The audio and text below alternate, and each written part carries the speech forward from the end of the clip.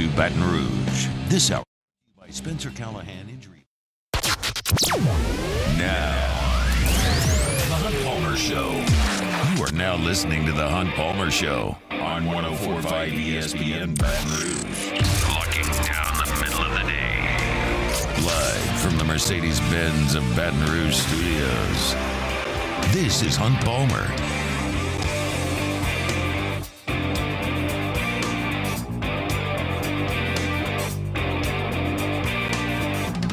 Welcome in! Hunt Palmer coming to you from the Mercedes-Benz of Baton Rouge studio downtown in the capital city on this dreary, rainy, floody Wednesday in the capital city. Glad you're hanging out with us.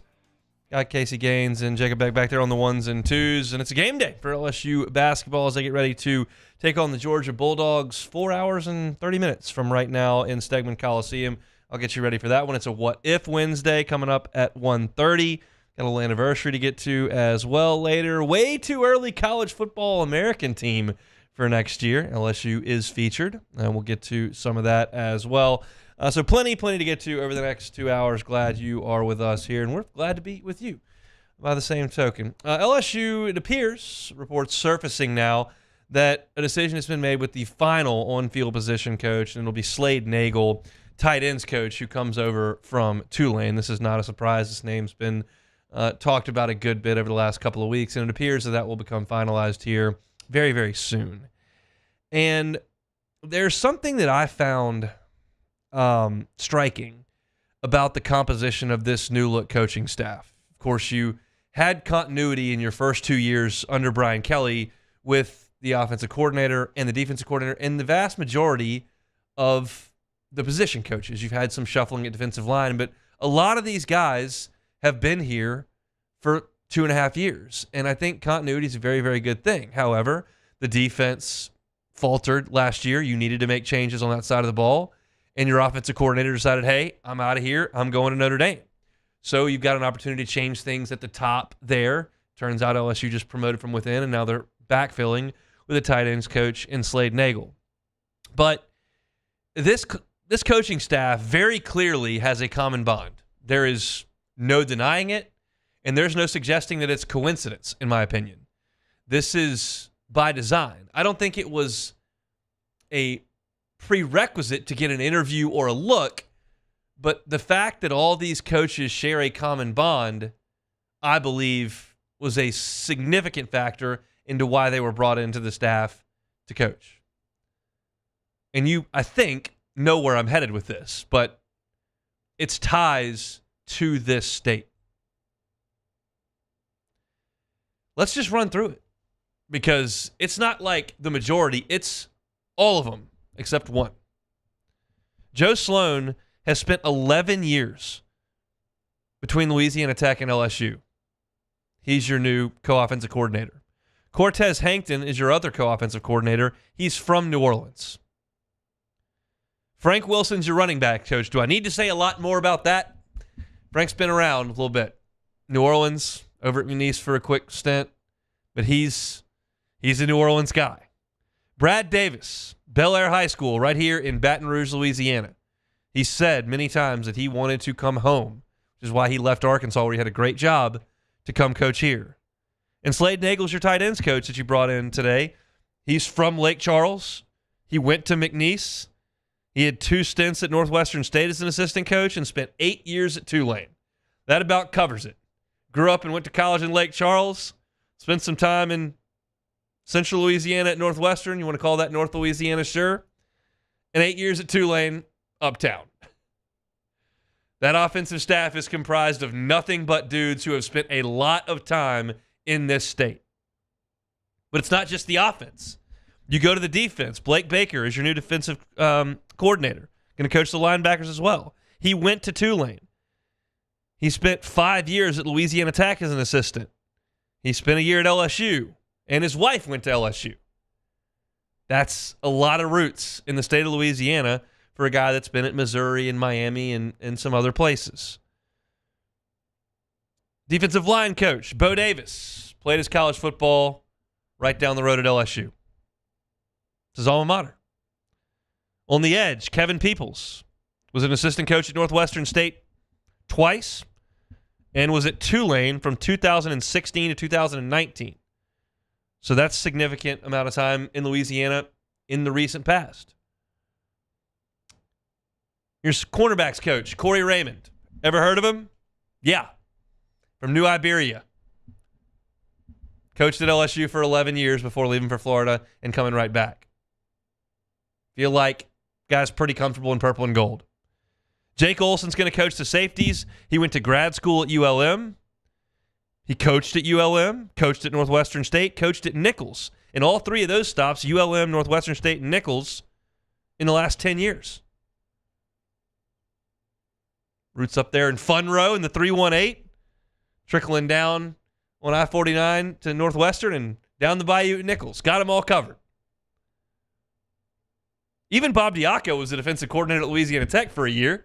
The only guy with no real roots in Louisiana or tie to Louisiana or recent experience in Louisiana is John Jansen. He's the outlier, and he's been here for a couple of years now. I'm not suggesting that everybody you bring in to coach football at LSU needs to be able to navigate South Louisiana without Google Maps. That's not what I'm saying. It doesn't make you a perfect fit just because you happen to go to high school here. But we all know the importance of this state to this football program. It is not unique. That's an overused term, but it's close. You look around the country and there are very, very few schools with a geographical stronghold like LSU has. None of the schools in Texas can claim it. Mississippi State, Ole Miss, Alabama, Auburn can't. Florida can't either. Georgia Tech's there, but Georgia's got a pretty good advantage. USC is probably the belle of the ball in California, but there are others. UCLA, Stanford. LSU's got none of that. And if you want to stand on the table and tell me how great Tulane's been the last 2 years, I'll just politely tell you to get down off the table. Because I don't care. There's LSU and there's everybody else in this state. And the question that everybody brought up when Brian Kelly was hired is like, can this guy come to Louisiana and figure this whole place out? Or is he just going to get swallowed up because he's never been anywhere like this? Well, he's surrounded himself with a bunch of people that have it in their blood. And if you can do what they've done this recruiting cycle over the next two, where there are a ridiculous amount of great Louisiana players coming through that are now sophomores and juniors in high school, you're going to build the foundation of a championship caliber football team. You still have to go to Florida and get your players. You still have to go to Houston and get a few done. And if Brian Kelly wants to use relationships he's used over a lifetime in coaching all over this country to go get guys that fit in down here and can be championship level players, go get them. But it needs to start here. I have no earthly idea if Joe Sloan can coordinate an SEC offense for 12 games. I think he can, but I don't know that. I have no clue how good a tight end technician Slade Nagel is. Not one idea, not one iota. I don't know if Jake Olson can come in a spring and really improve what was very poor safety play last year. I don't know. And coaching is vital in this game. But I will listen to a guy who's had a pretty good run here in Kirby Smart. He said it's players, not plays. And of course, that's not 100% true because we all understand that you got to get guys in position and you got to have a good game plan and execute. That's just broad strokes. And this staff feels like it has an ability to take on these next couple of years in Louisiana where there are so many high-level prospects and get LSU's fair share, which is 95% of them, quite frankly. This doesn't feel like an accident. I don't think Brian Kelly saw a bunch of different options that were probably better coaches with better recruiting acumen, but that guy really knows his way around Port Barry and Livonia. We'll go ahead and bring him in. That's not what this is. These guys are accomplished coaches. They just happen to share a tie to this state, which is the lifeblood of that football program. And you can talk about name, image, and likeness, and you can talk about changing TV deals, and you can talk about the transfer portal, and you can talk about all the changes that happen inside college football, and it's all valid discussion. But the fact of the matter is that LSU's start in this thing to create the foundation of a championship program has to start with recruiting players from this state to wear that uniform. Period. And you can't get them all, and you'll never get them all. But if you get most of them, you're going to have a really good football team. Again, I don't know what today's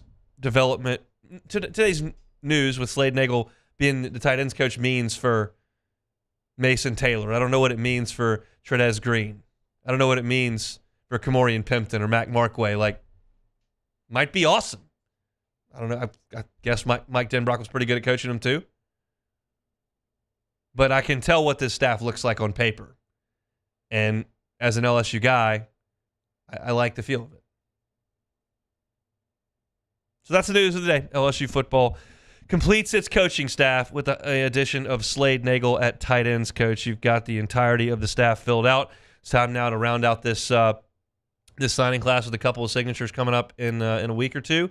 And then you get out there in spring ball and start to evaluate and try to recruit the class of 2025, which, again, has a lot of high-level players in it from the state of Louisiana. Should come as no surprise, but these guys probably know their high school coach, if I had to guess.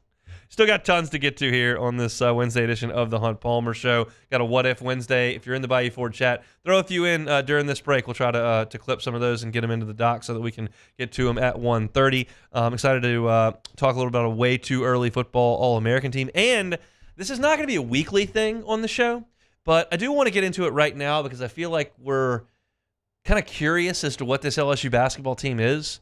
I'm going to get to some SEC hoops power rankings. I've watched everybody play a couple of times now. I think I've got a reasonable feel. It's early, and there's a big hodgepodge in the middle, but I'll let you know at the bottom of hour number 2 what I think about the SEC hoops power rankings. When we come back, I'll get you ready for LSU and Georgia from Stegman. That's next.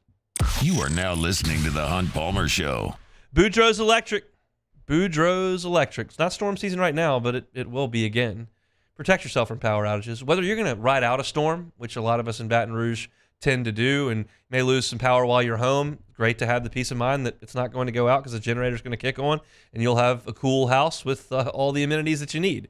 Sometimes we do have to leave, though. If you want to leave and evacuate for a few days while a hurricane does roll through and the power does go out, wouldn't you rather come home to a cooled-off house, the fridge and freezer are working, instead of having to throw out every bit of food that you've got in the fridge and freezer because the power was out for 3 days?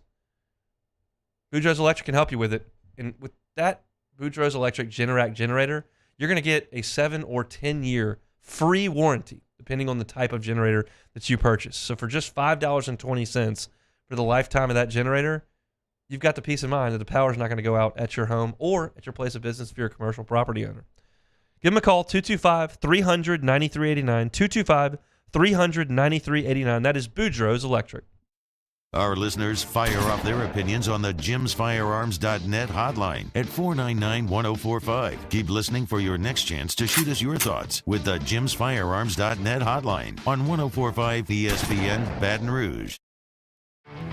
There it is, the extra mile, on the border of expected and extraordinary for those willing to go further, like vans customized for work or play, with safety and tech to keep you connected. Supported by a 5-star sales, service, and finance team. And backed by the 1-star you know. So go the extra mile.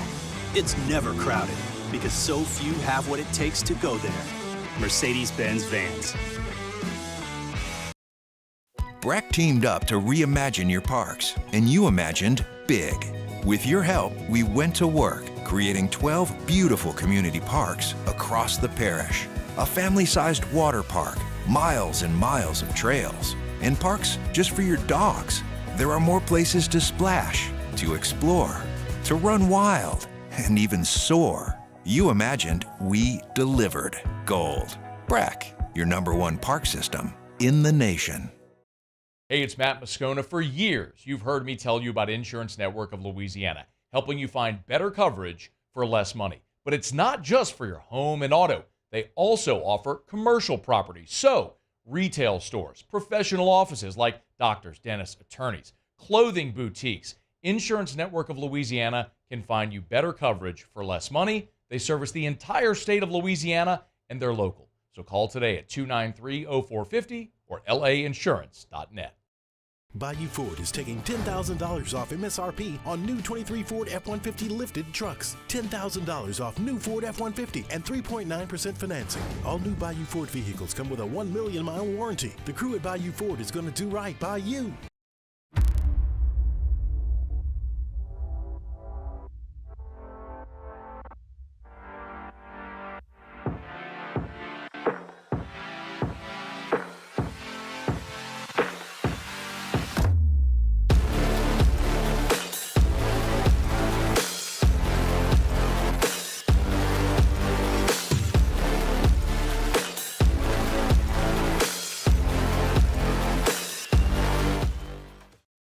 Dylan Cruz here to tell you about Six Rings Baseball and Softball Camp. If you live on the North Shore and play ball, go to Six Rings Camps with former LSU assistant coach Dan Canaveri. His knowledge is second to none, and your child will improve and have fun doing it. Camps were held at Coquille Park and Six Rings Academy in Covington with 4 sessions over the summer. Full day and morning only sessions are available from ages 7 to 13. Go to sixringsbaseball.com or call 985-206-9096. Learn the game to love the game.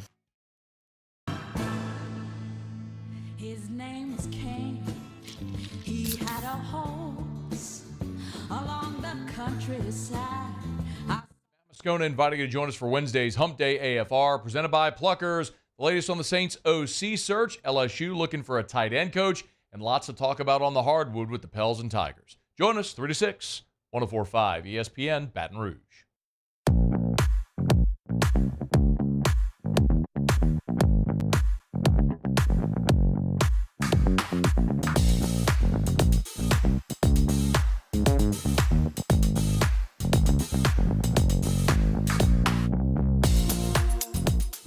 You're listening to the Hunt Palmer Show on 104.5 ESPN Baton Rouge.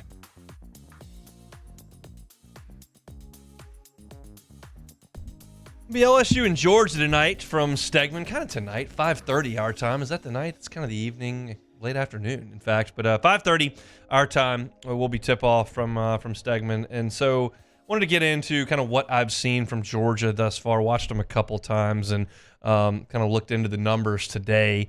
And Georgia, very much like LSU, is a team that I find to be right there in the middle of this pack. And we'll talk about it when we do power rankings in the SEC in the second hour. But it's a team that, if you told me they were the 10th best team in the league, I'd probably buy it. If you told me they were the 6th best team in the league, excuse me, I'd probably buy it. It's just early.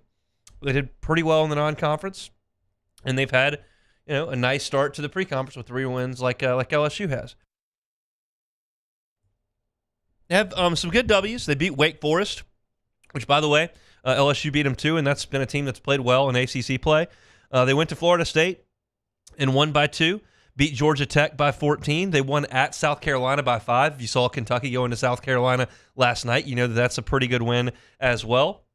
They lost to Oregon out in Vegas by 11 points. They lost to Miami by 11 points, lost to Providence by 7 points, lost to Tennessee by 6, which is respectable, and lost at Kentucky in a 105-96 kind of shootout back on Saturday.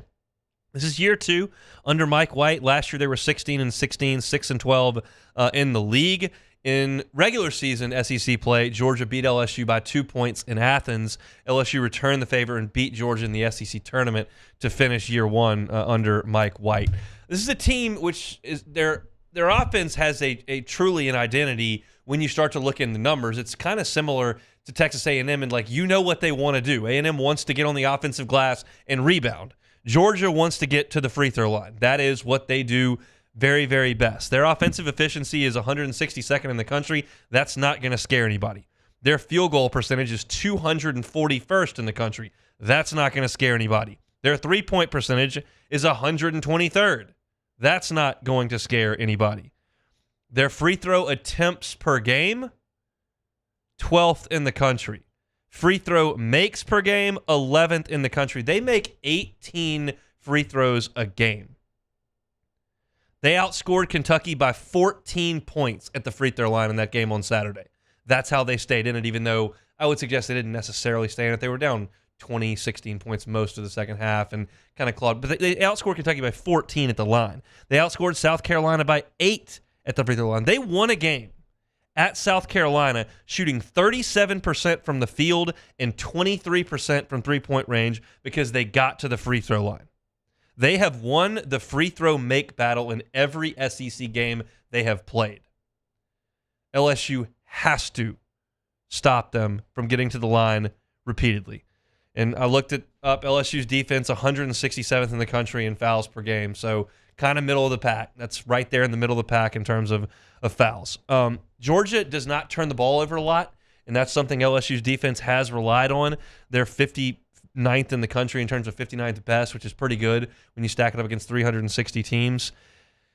A&M protected the ball pretty well over the weekend, and that didn't allow LSU to get into some easy baskets, and that's what they like to do. So we'll see. Georgia's defensive efficiency, okay, at 80th. That's very respectable. They're a fine defensive team, but it's a guard-driven team in terms of their offense and what they want to do. Jabri Abdur-Rahim is their best offensive player. He's a Virginia transfer. 6'8" senior, scores 14 a game. He can really shoot the ball. He's 43% from three-point range, and he led them in three-point shooting last year. Now, keep this in mind when you consider a guy that scores 14 points per game and shoots a lot of threes. He started every game for him. He's got 8 assists, not as an average. On the season, he's got 8 assists. So Jabri not looking to give it up. When he puts it on the deck, you can bet it's going up, and he's hoping that he gets fouled, which he does a lot. He's 6th in the SEC in free throw attempts and 4th in the SEC in free throw makes. I don't know if this is a Jordan Wright assignment. I don't know if this is – I mean, he's 6'8", so maybe it's Jalen Reed. I'm not sure who the guy is who's got this assignment. I don't think it's Will Baker. But somebody's got to keep him out of the lane and off the free throw line, and you have to close out on him because he's a very good three-point shooter. This kid can play. There's no doubt about it, and he'll be the guy that Georgia wants to get the ball to the most. Noah Thomason, a 6'4" senior, a Niagara transfer, has shot it well from 35%. Their leading assist guy is actually a freshman, Damari Silas Jr.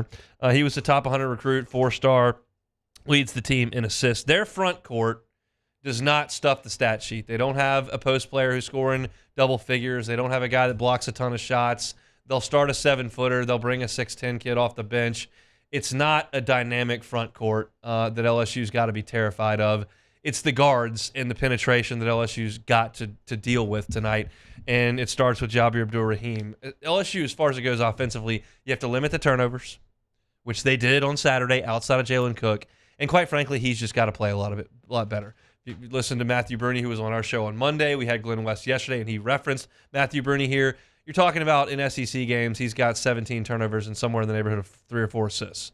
You can't have your primary ball handler and an offense initiator turning the ball over at a rate 4 times greater, 5 times greater than he's assisting. He's got to play better, and I think he will. He's not some D2 transfer or true friend. Like, he's a guy with college basketball skins on the wall. He's been a primary ball handler at Tulane playing college basketball, and I get that the American and the SEC is not the exact same deal, but it's not like this is completely foreign to him, and he may not catch it. He may not figure it out. Last year, LSU's point guard could not play at the SEC level. He excelled at the lower level. He came to LSU, and it didn't work. He left the team for a little bit. Like that just wasn't going to work. You had a guy who could not shoot the ball, could not finish among taller players. He had nothing to offer you on offense when he did at Murray State. That's not the case with Jalen Cook. Jalen Cook can play in the SEC. He needs to do a good job tonight, and a lot of his action is going to be on a freshman who's got some size on him, but is a freshman. And it's kind of come down to the fact for LSU, like, unless you're going to count on Mike Williams knocking down 6 threes in a game like he did a couple weeks ago, which I'm not going to count on. Jordan Wright and Jalen Cook need to initiate the offense and be the engine on this offense. And Georgia's not great on defense. Kentucky just scored 104 on them. Now, LSU doesn't have Kentucky's firepower anywhere, but Georgia's given up some points.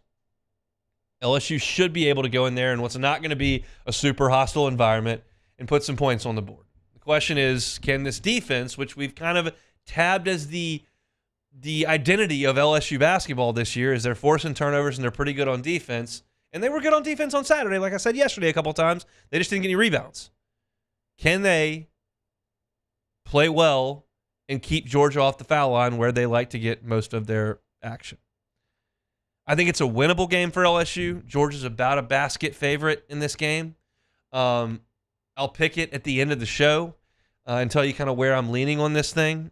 I think there's a group of teams that I'll give you in my power rankings that are between 5 and 12 that I think could finish anywhere in that mix. I would hesitate to tell you that LSU or Ole Miss are going to finish 5th in the SEC. I think that would be ambitious for those two teams based on what I've seen from them over the course of this season. For Ole Miss, it's very recently, and for LSU, it's just kind of the body of work. But on a given night, I think that any of those teams have a real shot. Auburn and Tennessee are immune from that to me, and Vanderbilt and Missouri are probably immune from that. Everybody else in the middle there, outside of Alabama, who has been up and down a little bit, I think is in a big group. And tonight's another game for LSU, like Ole Miss, like A&M, like this game against Georgia, like you'll see against South Carolina. Like those are the mid-pack teams. How does LSU stack up? We'll just we'll have to see. Tonight, 5:30. You can listen on Eagle 98.1. You're not going to be off work in time. Our sister station will have it. 5 o'clock pregame from Chris Blair and John Brady over there at Stegman. They'll be on the air at 5:30. Game should wrap up somewhere in the neighborhood of 7:30 tonight. So I'm looking forward to watching it. We'll see what the Tigers can do over in Athens. When we come back, it's What If Wednesday on the Hunt Palmer Show. The Hunt Palmer Show. In times of need, get a full list of phone numbers, websites, and other important emergency information on the Demco Stormwatch page at 1045ESPN.com. Bayou Ford is taking $10,000 off MSRP on new 23 Ford F-150 lifted trucks. $10,000 off new Ford F-150 and 3.9% financing. All new Bayou Ford vehicles come with a 1 million mile warranty. The crew at Bayou Ford is going to do right by you.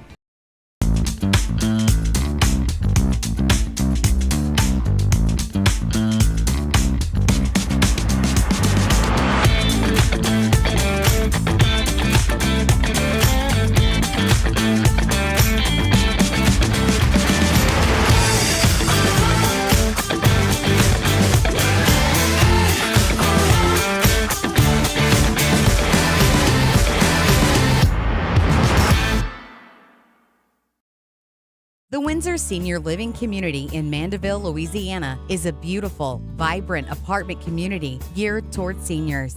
They are nestled right in the heart of Mandeville, where seniors live a more carefree lifestyle in spacious apartments with the peace of mind that comes from having a little extra help. Call the Windsor at 985-624-8040 to schedule a lunch and tour.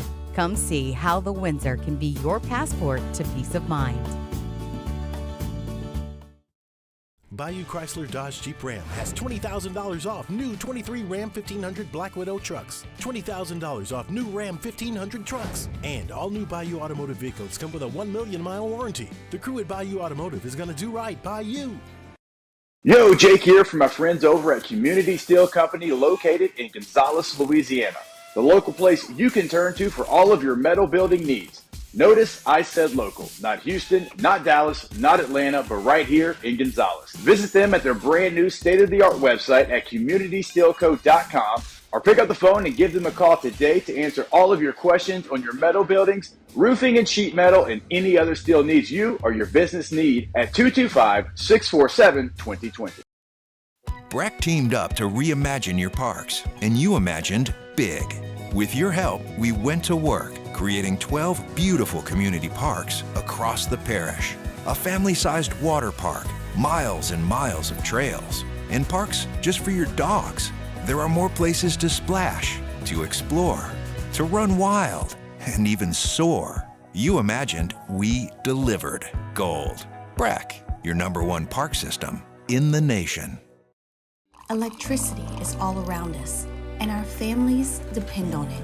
Every day is sparked by the power of a cold drink or a warm meal, a movie night, and a comforting light at the end of a dark hallway. From sunrise to sunset, playtime to bedtime, our team is ready to take care of your electrical needs. Even in the case of an after-hours emergency, the light in your life shines brighter with Mr. Electric.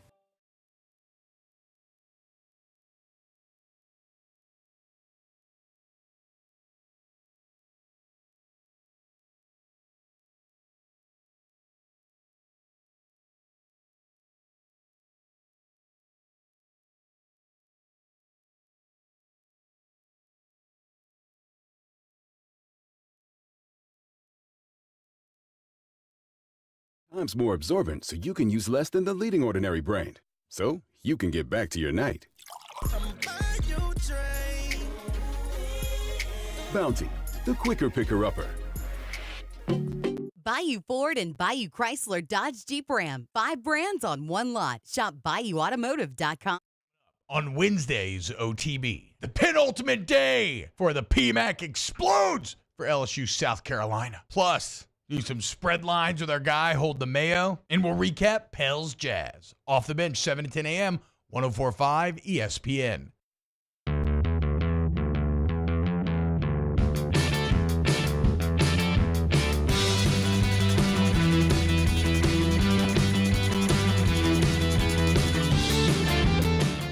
This is the Hunt Palmer Show on 104.5 ESPN Baton Rouge. Chris Lowe, ESPN.com's got a list of way too early college football All-Americans for next year. We'll talk about that a little bit later on in the show. Plus, we got an anniversary to get to it later as well. But it is Wednesday. It's the bottom of hour number 1. That means it's time to play What If Wednesday. Time, space, reality. It's more than a linear path. Where a single choice can branch out into infinite realities. Follow me and ponder the question, what if? All right, first one here. What if you could only have one fast food restaurant option for the rest of your life? Whew, there's a lot of layers to that. Yeah, there is. One is I'm not planning on moving ever. So I don't need to factor in geography. I just got to deal with what we got here in Louisiana. I mean, I could see a world where I moved back to Shreveport theoretically. I doubt it very seriously. Or New Orleans or the North Shore or something. I'm never moving to LA or, New York City. So it's got to be what we've got around here. I love fast food breakfast. It is a very, very guilty pleasure of mine that I don't enjoy all that often, but I love it. And obviously, I mean, I like most of fast food burgers. I think, as I think about this, I want to say Whataburger, but I don't just adore their breakfast. I like the breakfast from all the others better. I think there's an obvious choice, in my opinion. And the reason I say that, though, is because you want to have a place that's consistent. And most fast food restaurants are not consistent.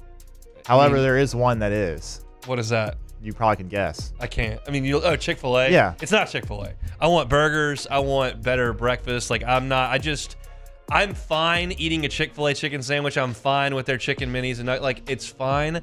I don't my wife when we go to the beach, we have to go through the 38 car line to get Chick-fil-A. There is no other option. I don't subscribe to that in any way. I think for me, it's probably down to McDonald's, Sonic, and Whataburger. I like them all a ton, and I'm probably just gonna go McDonald's. Yeah, I mean that's because I don't love Whataburger's breakfast. Yeah, and I do love McDonald's breakfast. You give me a sausage, egg, and cheese biscuit and a hash brown. I'm in heaven. All right, next one from Twitter. It is, what if LSU wins the 2017 national championship in baseball? Is Paul Mainieri still coaching? I I don't think so. I don't either. I don't think that decision on either side. Coach decided to step away, saying it was a young man's game, and obviously Scott Woodward had just come in and was looking around, and I don't think that 2 baseball games are going to dictate how these 2 guys think. Coach went through some health things, and obviously his dad passing away, and then you had the pandemic, and it was just a really, really hard end to what he was doing here, and the program was still doing pretty well. They got to the Super Regional his last year.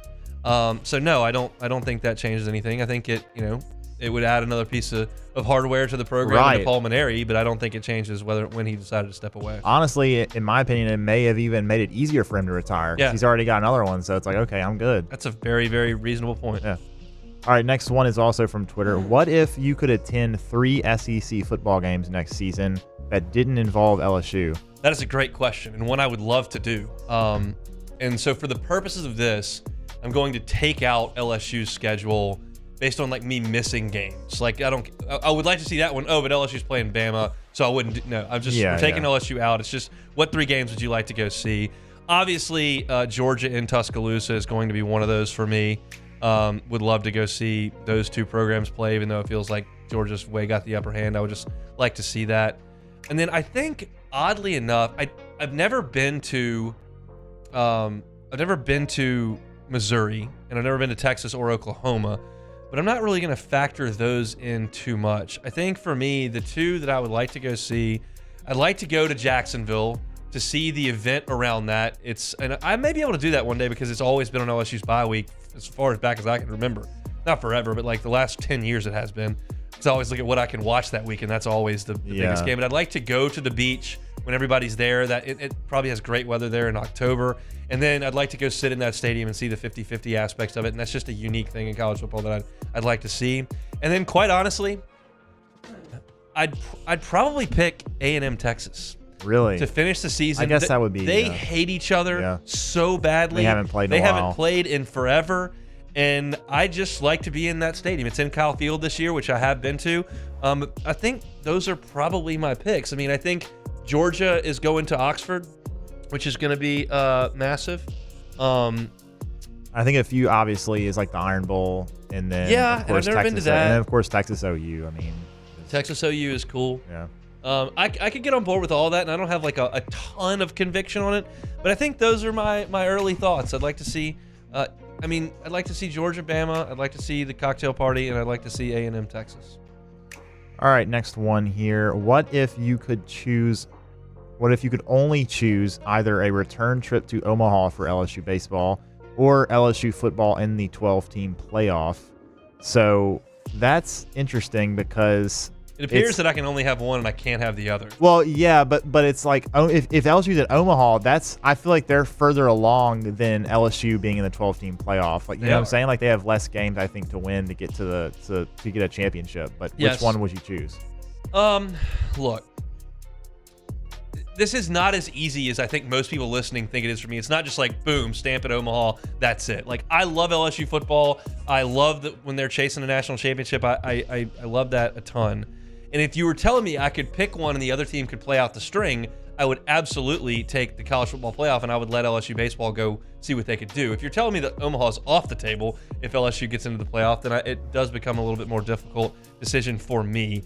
I just love the college football playoff. But if LSU's in the I love the College World Series. If LSU's in the 12-team playoff, that's probably a home game here with a big-time program we don't see very often, which would be a new experience for me.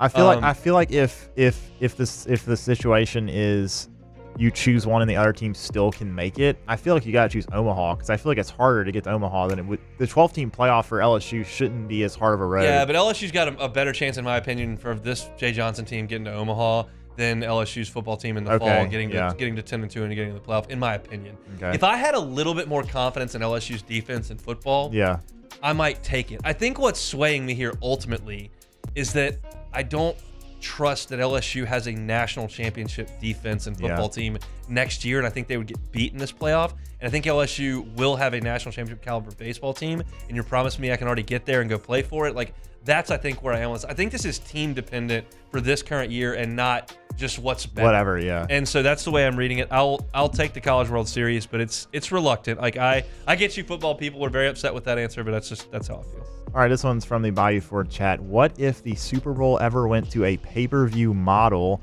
How big would the melt be? Depends on what the cost is. Like, I'd be a little cranky if they charged me $75 for it, but if you're talking $9.99, I'm going to buy the Super Bowl for $9.99. Yeah. It's all about, like, what matters to you. Like, I did not purchase the LSU basketball tournament last year in the Caymans when they had that weird Kansas State thing. Like, I didn't buy it. I looked at the box scores and read the quotes, and that's how I took the games in. I listened to the last part of that game on the radio, in fact. But LSU played in that Round Rock baseball tournament last year with the number 1 team in the country and Skeens and Cruz and all them, and it was like $15 for the weekend. I paid that. Like, yeah, I want to watch that for $15. So it's all price dependent, but you tell me there's a Super Bowl, and unless the Bengals or the Saints were in it, then I would fork over more money. But you're telling me I'm getting Ravens 49ers? I'll pay the $9.99. I'm not really going to bitch that much about it, but it's. I mean, think about it. There's already, they already have like almost all the combat sports. You have to pay pay-per-view if you want to see any of the big fights. I mean, that's how it's always been. I mean, obviously, no, it's not great, but if you have to, I mean. Yeah, and I would pay for the Super Bowl. All right, this one's also from the Bayou Ford chat. It's the last one we got here. What if Brian Kelly decides to leave LSU for Michigan? If Harbaugh leaves the NFL, which is almost guaranteed, who would Scott Woodward and LSU go after? I mean, we'll play along here for the sake. I mean, this is kind of a tired rhetoric after the last 2 weeks, and I just don't see this materializing. Michigan's going to hire their offensive coordinator, and that's the way it's going to go. But I honestly don't know. I mean, a lot of the names that we talked about in the last go-round have kind of landed other places. I would personally probably call Lane Kiffin. Yeah. I don't know that that's at all in Brian Kelly's thought process whatsoever. And I'd have to think about who. It's so far removed from my mind. Yeah, it's like not even. Like, who's the next coach? Like, when things start going south, like, you start to think about who it could be. Things are so much not south right now, and you've got a coach locked into such a long-term deal. I'm just not really considering that. So I don't have a great answer for you. Man, do you have any names that like come to mind of someone that you would consider? I mean, I'm just thinking about. I guess it depends. If it's literally right now, you're kind of screwed because there's already been a lot of coaching moves right now.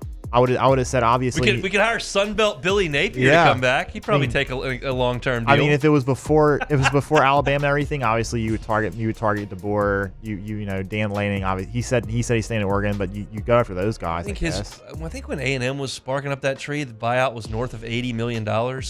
That's just not happening around here at this point. No, definitely not. So I wish I had a better answer. I guess that's the job of the host here to come up with something better than that. But like, who's the hot name? Like, I'm not. We talked. I mean, it was all the ones that the Kansas guy that everybody seems to like. It's tough. It is. Let's just hope we don't have to deal with any of that, huh? That's kind of my thought. All right, that's it for What If Wednesday. Appreciate y'all for getting some what ifs in on Twitter. Appreciate the Bayou Ford chat for throwing some in as well. I'm trying to see if we missed any. Richie Zilsman says, McDonald's, Hunt. I wouldn't eat that crap if it was the last restaurant on the face of the earth. Try the sausage, egg, and cheese biscuit in the morning. Hash brown. Unbelievable. And look, cheeseburger, it's a cheeseburger. It's good. Get a QP cheese. Like, I love all fast food restaurants. I'm not high maintenance when it comes to food whatsoever outside of, like, steak. Like, you cook me a bad steak, like, I'm bummed out about that. But, like, I love McDonald's, Burger King, Wendy's. I love Whataburger. I love Atomic Burger. Like, I'm pretty easy to please on the fast food front. You have to really screw it up to make that happen. But McDonald's for me, I'm always gonna have the option. I'm on road trips and around wherever you are. There's always gonna be McDonald's. It has good breakfast. It's got lunch and dinner covered. It's a convenience issue and a taste issue. If I'm going just straight burgers, like Whataburger's my pick all day.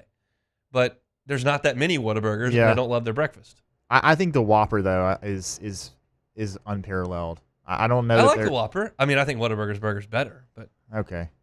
It's your opinion. I'm a Shreveport guy. That's a big Shreveport thing. We had them before South Louisiana did. That's just maybe that's. Where Well, that's because Shreveport's like East Texas, so that's like the Texas is all about Whataburger. They're very much all about Whataburger. Car Ramrod said, "Hunt, your number one coach to go for right now would be Saban." Don't think that's gonna. No. Don't think that's the way to go. Not gonna call Urban Meyer either. All right, let's take a time out. When we come back, we'll have a fun anniversary. It's next. You are now listening to the Hunt Palmer Show. Our listeners fire off their opinions on the jimsfirearms.net hotline at 499-1045. Keep listening for your next chance to shoot us your thoughts with the jimsfirearms.net hotline on 1045 ESPN Baton Rouge. Gulf Coast Bank and Trust is giving our customers the power to bank anywhere, anytime during this challenging event. And we're right there with you. Our mobile banking app is a smart way to manage your money and time. Gulf Coast Bank and Trust, the bank that cares about you. When it comes to ending cancer, we push forward, always working together for you. That's why our cancer experts at Ochsner have clinically integrated with MD Anderson Cancer Center. This means advanced cancer care, including access to life-saving clinical trials and integrating care to treat the whole you. Introducing Ochsner MD Anderson Cancer Center. Long live you. Bayou Chrysler Dodge Jeep Ram has $20,000 off new 23 Ram 1500 Black Widow trucks, $20,000 off new Ram 1500 trucks, and all new Bayou Automotive vehicles come with a 1 million mile warranty. The crew at Bayou Automotive is going to do right by you.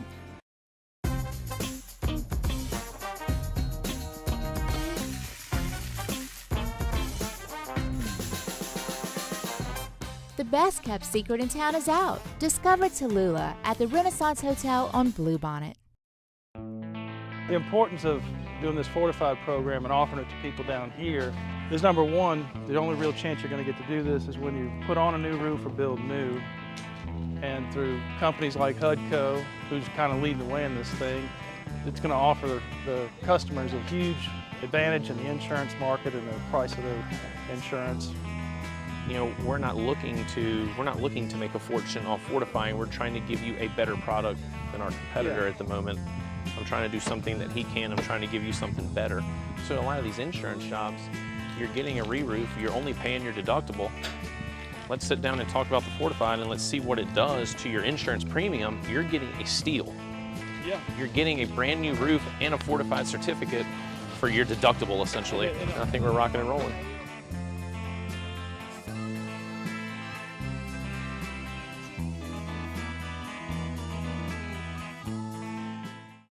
Hey, it's Matt Moscona. For years, you've heard me tell you about Insurance Network of Louisiana, helping you find better coverage for less money. But it's not just for your home and auto. They also offer commercial properties. So, retail stores, professional offices like doctors, dentists, attorneys, clothing boutiques. Insurance Network of Louisiana can find you better coverage for less money. They service the entire state of Louisiana, and they're local. So call today at 293-0450 or lainsurance.net. Happy New Year from your friends at Front to Back Boat Service. And what better way to kick off your new year than by taking your boat to the next level? Get the boat of your dreams, and that's where Front to Back comes into play. You want that spot lock trolling motor that's going to keep you right there on the water where you need to be.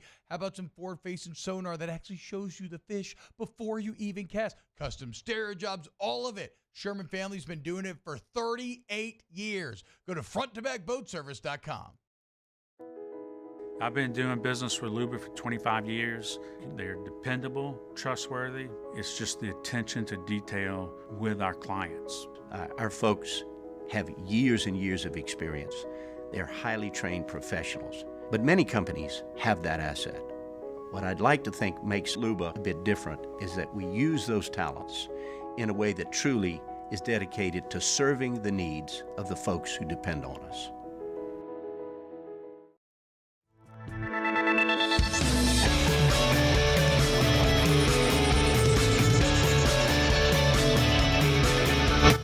Edgar Jones for the Thursday edition of Live at Lunch from Jolie Pearl Oyster Bar and Town Square Pizza.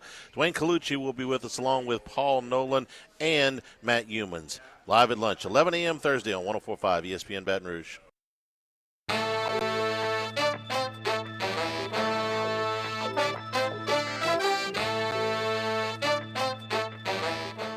You're listening to the Hunt Palmer Show on 104.5 ESPN Baton Rouge. Happy anniversary. 14 years ago today. I'm assuming you remember where you were. I certainly do. When the Minnesota Vikings came to the Superdome to play the NFC Championship game against the New Orleans Saints. And it was a day that a lot of people thought they would never see. And we got to see it back in 2010, of course, the 2009 season. The Vikings came in, took the football, and went right down the field. Adrian Peterson scored a touchdown on their first drive to go up 7-0, and things kind of stabilized in the Dome with the Saints' first possession as Drew Brees found Pierre Thomas. But what hurt Dallas the most in that ball game was the inability to step up in the pocket because of the inside push that you talked about. Here's a screen. That's Thomas. And Pierre has a lane down the sideline, still going. How about this start? Touchdown, Saints. The PT Cruiser on the screenplay. Two of the best to ever do it with Brees and Pierre Thomas. The teams went back and forth and back and forth. It was white knuckle time in the Superdome, and the Vikings had the football, and there was less than a minute to go in the game, and they were theoretically within Ryan Longwell's range on 3rd and 15, and Brett Favre kind of did what Brett Favre did for a lot of years. Favre sprints to his right, throws back across the middle, and he's intercepted. Porter. The return by Porter, and he's brought down with 7 seconds Just left. An atrocious decision by Brett Favre, and everybody in that Superdome in black and gold was there for it, and it was perfectly acceptable. And the Saints had new life going into overtime, and the Saints were able to get the football and drive it down. And still one of, to me, the most genuine and awesome calls in the history of Louisiana sports was Jim Henderson on the Saints radio network as Garrett Hartley sent the Saints to the Super Bowl. Don't want to see another. Snap, placement, kick by Hartley, and it is good! It's good! It's good! Pigs have flown. Hell is frozen over. The Saints are on their way to the Super Bowl. I'll tell you what. Hokie Gajan and Jim Henderson. What a duo they were. I mean, you can just hear it in Jim's voice, and I've done like 15 games in my life, play-by-play, and most of it's on the high school level, so I don't speak from very much experience, but as much as Jim had invested in that franchise as long as he had been there, Hokie exactly the same way, you could hear it in his voice. It was relief and ecstasy. It was just how nervous that dome would have had to have been for 4 hours, and to exhale and know that it was over. You could just hear it in Jim's voice. I thought that was such an amazing, amazing call, and I'm certain that most of you know exactly where you were when that happened. I do. I've got it's not a super compelling story, but I know where I was. That was obviously a Sunday. That Saturday, we were up in Shreveport for an engagement party for my best friend's sister, and my parents and all their friends had supplied the bar for said party. And once the party was over, like, there was a lot of booze left over from this engagement party. And so the parents were like, well, what are we going to do with all this? Oh, all those college kids are going to go back to Baton Rouge tomorrow. Let's just send it with them. So we loaded up a couple ice chests in our car full of stuff that we didn't pay for and drove back to Baton Rouge and went to my buddy's house and watched the game and had a blast doing it. But I will tell you, this was just a regrettable moment on my part, and I'm certain you all didn't make the same mistake. I thought when the Vikings iced Hartley that I could get to the bathroom, pee, and get back to the living room to see the kick.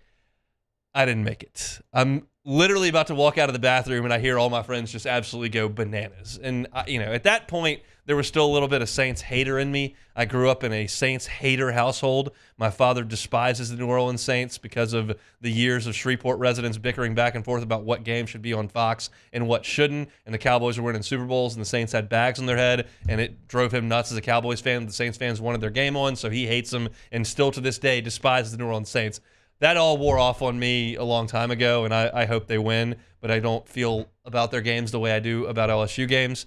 But I'm sad that I missed seeing the kick that sent the Saints to the Super Bowl. Luckily, 2 weeks later when the Saints won it in Miami, we were here in Baton Rouge, and right when that thing went final, we drove to New Orleans and had an incredible night down at F&M's and wherever else we went uptown. That was a lot of fun. But 14 years ago today, January 24th of 2010, the New Orleans Saints beat the Minnesota Vikings to reach their only Super Bowl in franchise history. A very happy anniversary, and just hearing some of those calls and remembering some of those moments gave me a big smile and gave me some chills. I hope it did the same to you. We like to sneak an anniversary here in when we can on the Hunt Palmer Show. If you missed any of the first hour, you can catch it on demand, 1045ESPN.com's on demand tab, Apple Podcasts, Spotify, Google, wherever you find your sound, you can find us. Hunt on Saints on YouTube, Hunt on LSU on YouTube. We got a busy hour number 2 coming at you.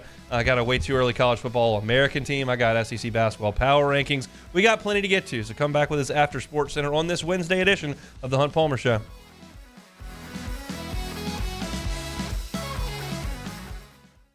Gulf Coast Office Products is a nationally recognized Savin office equipment dealer based right here in Louisiana. Over 100 employees strong, Gulf Coast has the boots on the ground to support all vertical markets from education, engineering, legal, and finance. With the latest in office technology from desktop to production segment units, Gulf Coast and Savin have the perfect fit for you. Call 225-756-2644. That's 756-2644 for Gulf Coast Office Products. There it is, the extra mile, on the border of expected and extraordinary for those willing to go further, like vans customized for work or play, with safety and tech to keep you connected, supported by a 5-star sales, service, and finance team, and backed by the 1-star you know. So go the extra mile. It's never crowded, because so few have what it takes to go there. Mercedes-Benz Vans. Happy New Year from your friends at Front to Back Boat Service. And what better way to kick off your new year than by taking your boat to the next level? Get the boat of your dreams, and that's where Front to Back comes into play. You want that spot lock trolling motor that's going to keep you right there on the water where you need to be. How about some forward-facing sonar that actually shows you the fish before you even cast? Custom stereo jobs, all of it. Sherman family's been doing it for 38 years. Go to fronttobackboatservice.com. Follow us on Twitter at 1045ESPN to cast your vote in the Citizens Bank and Trust Poll of the Day. Vote daily inside Off the Bench, live at lunch, Hunt Palmer. And after further review, Citizens Bank and Trust brings you the Poll of the Day via Twitter at 1045ESPN.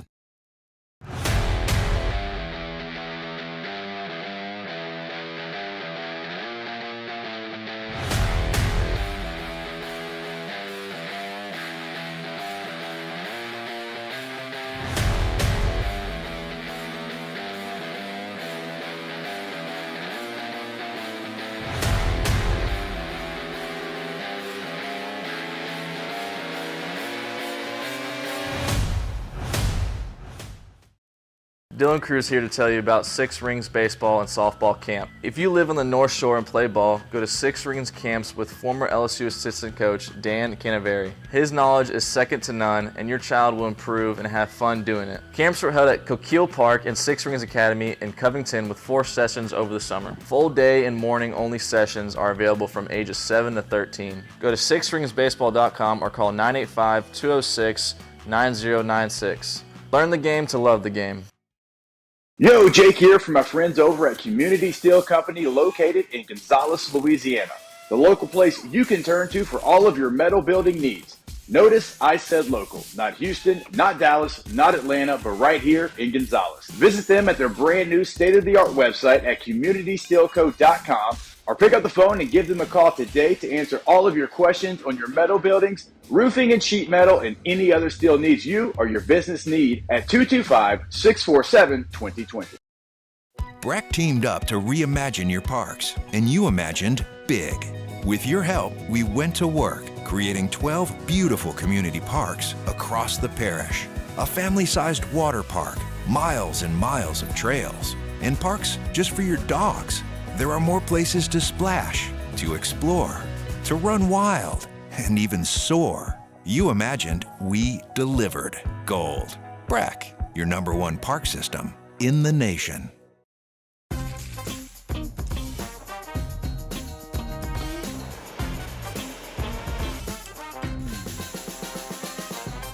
The best kept secret in town is out. Discover Tallulah at the Renaissance Hotel on Bluebonnet.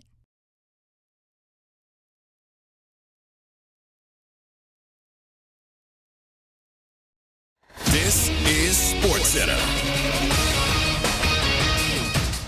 I'm Christine Lisi. Doc Rivers is back in the NBA. ESPN's Adrian Wojnarowski is reporting Rivers reached an agreement in principle to take over in Milwaukee. Rivers, an ESPN NBA analyst and NBA title-winning coach, was the top target of the Bucks after firing Adrian Griffin. It'll be Doc's 5th NBA head coaching job. First Take host Stephen A. Smith. On 3 occasions, he's blown a 3-1 lead. In Game 7s, his career record is 6-10 as a coach, and he's lost the last 5 straight. I'm not saying this year has to be the year, but if Doc Rivers doesn't succeed at this job, my prediction is it will be his last as a head coach in the NBA. Rivers is taking over a Bucks team that is second in the Eastern Conference. Utah Jazz owner Ryan Smith submitted a letter to the NHL requesting to initiate the expansion process of bringing a franchise to Salt Lake City. NFL from ESPN's Adam Schefter. Chiefs Pro Bowl guard Joe Thuney did not practice today because of a pectoral injury. It is unlikely he plays against the Ravens in Sunday's AFC Championship game. Hey, it's your resident Super Bowl champ, Chris Candy. Coming up Thursday, I'll tell you if Lamar Jackson needs to win the Super Bowl to quiet all the doubters. It's Unsportsmanlike, 6 a.m. Eastern, right here on ESPN Radio, ESPN2, and ESPNU.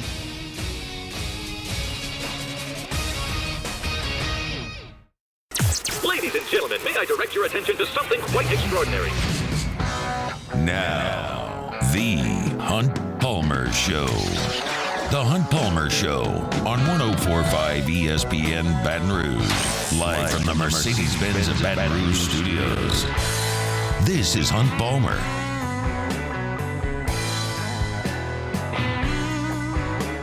Hour number 2, Tuesday edition of the Hunt Palmer Show from the Mercedes-Benz of Baton Rouge studio downtown here in the capital city. Just 3.5 hours for LSU in Georgia.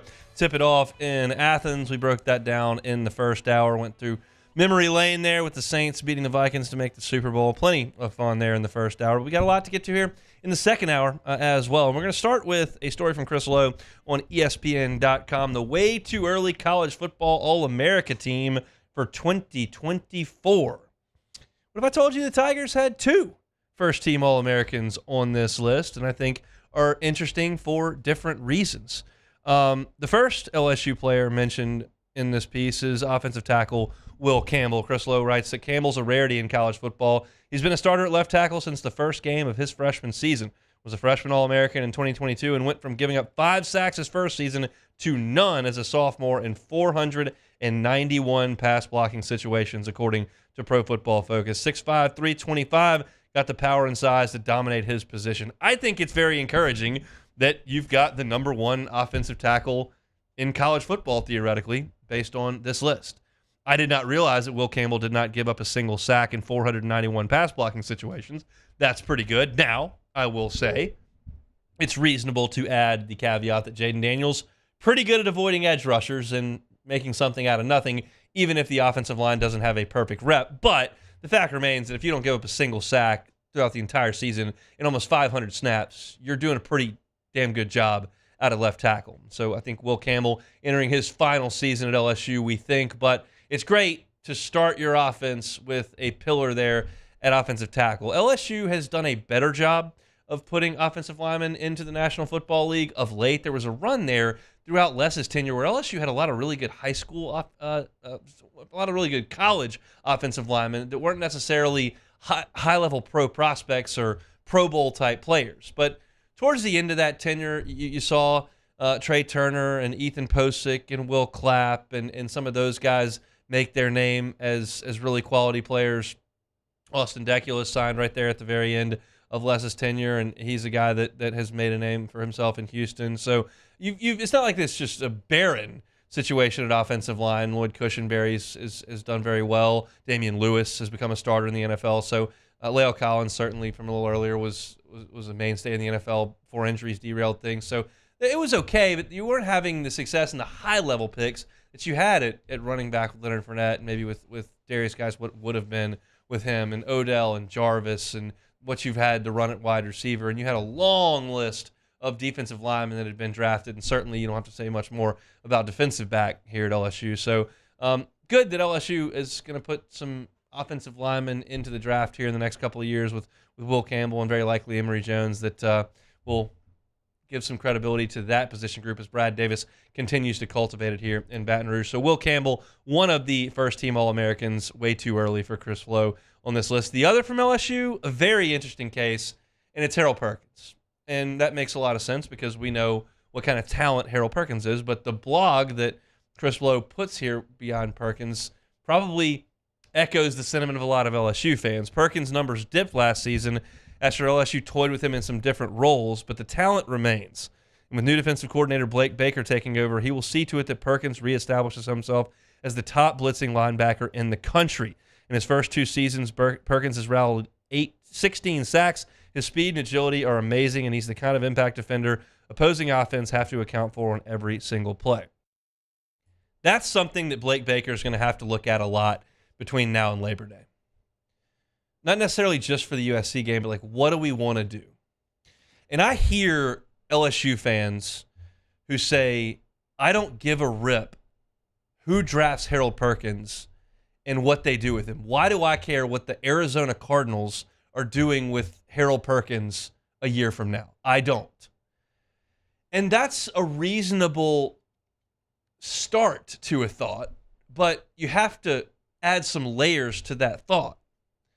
You're trying to recruit a lot of Harold Perkinses, a lot of 5-star players from out of state who want to come to LSU. And there are a lot of reasons to come to LSU. It's a wonderful place to play in front of one of the iconic venues in all of college football. You've got phenomenal uniforms and a great recent track record of competing for championships in the best conference in the country. You've got a great coaching staff. You win a lot of games. And oh, by the way, high school players who sign on to play at places would really like it if they could make a lot of money in the NFL. That would really be great. And if you take these 5-star precocious talents and you use them in a way that only benefits winning football games, I'm not saying completely reduce winning to nothing and just try to churn out pros. Trust me, I'm not trying to say that.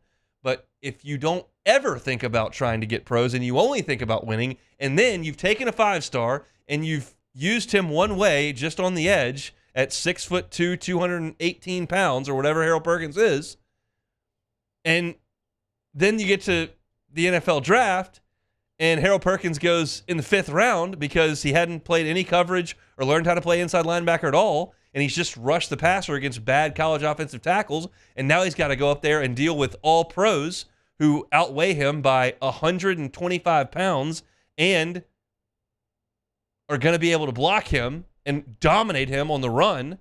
Well, you hadn't really done a service to this young man, and the recruits who come after him are going to know about it. So there is a balance to what Harold Perkins needs to be doing next year. He absolutely needs to be rushing the passer and causing havoc to help LSU win football games. Absolutely. He also needs to take on some of the assignments that he'll be called to take on in the NFL. The balance is the key. It was clear in the Florida State game they lost the balance. He lined up in the slot and dropped into coverage way too much. And they realized that. And you saw an adjustment as the year went on. So Blake Baker, who's a linebackers coach and is going to be coordinating the entirety of the defense, needs to figure this out. Now, Brian Kelly's had 2 years of looking at this and can help. There will be some brainstorming, and there's got to be a balance. And that's about as far on the X's and O's as I'm willing to take it, because y'all know that's not my corner of the store. But it's fascinating, and it's going to be a massive piece to what LSU does, because I don't think this defense is going to be a dominant group. If they are, there's got to be a magic wand in some of these new hires. That's the only way I can figure it. Because you can't go from what we just watched over the course of 13 games and make it dominant like that. So you're going to have to get a little creative and understand what your limitations are and understand kind of bending and not breaking. And so if what you've got to do is create some negative plays and some game-changing plays as a defense to offset the big plays and game-changing plays you're going to allow as a defense, well, Harold Perkins is the perfect guy to help you accomplish that. You've got to make some plays and be more aggressive. And Missouri last year was very, very aggressive as a defense. If you look at their Pro Football Focus grades for blitzing, for negative plays created, all those types of things, which is Blake Baker's tutelage there with the Missouri defense, are things that would figure to suit Harold Perkins. They've got to find a way to make him more effective than he was this past year. Everybody knows it, but what I think a lot of LSU fans, certainly ones that I talk to, would just say, well, let him rush the passer every time. Just turn him loose. Take the leash off. Go, go, go. I don't think it's that simple. I think there are a few more layers to it than that. But we'll see. It's a big, big deal. Will Campbell and Harold Perkins named first-team preseason, way too early preseason All-Americans in this list by Chris Lowe. Incidentally, some of the other names that you might recognize, Carson Beck at Georgia, thought to be the quarterback on this team. Travion Henderson, Ohio State at running back. Luther Bird, the Missouri Star at wide receiver, certainly would agree with that. Parker Brailsford, the only offensive player for Alabama. He's a center. He moved to the defensive side of the ball. Deontay Lawson at Alabama at linebacker. Travis Hunter from Colorado at cornerback. And Michigan's got 4 names on this list, which is impressive. Caleb Downs, former Alabama Crimson Tide, 5-star and true freshman starter at safety. Now at Ohio State, he's on this list as well, alongside Malachi Starks at safety. He's over at Georgia. So that's your list of way too early preseason All-Americans. Tigers well represented with a couple of juniors there who were 5-star recruits back in their day. Got plenty to get to. SEC basketball power rankings are coming up a little bit later. Stick with us on a Wednesday edition of the Hunt Palmer Show. The Hunt Palmer Show. In times of need, get a full list of phone numbers, websites, and other important emergency information on the Demco Stormwatch page at 1045ESPN.com. Hey, it's Matt Moscona. For years, you've heard me tell you about Insurance Network of Louisiana, helping you find better coverage for less money. But it's not just for your home and auto. They also offer commercial property. So, retail stores, professional offices like doctors, dentists, attorneys, clothing boutiques. Insurance Network of Louisiana can find you better coverage for less money. They service the entire state of Louisiana, and they're local. So call today at 293-0450 or lainsurance.net.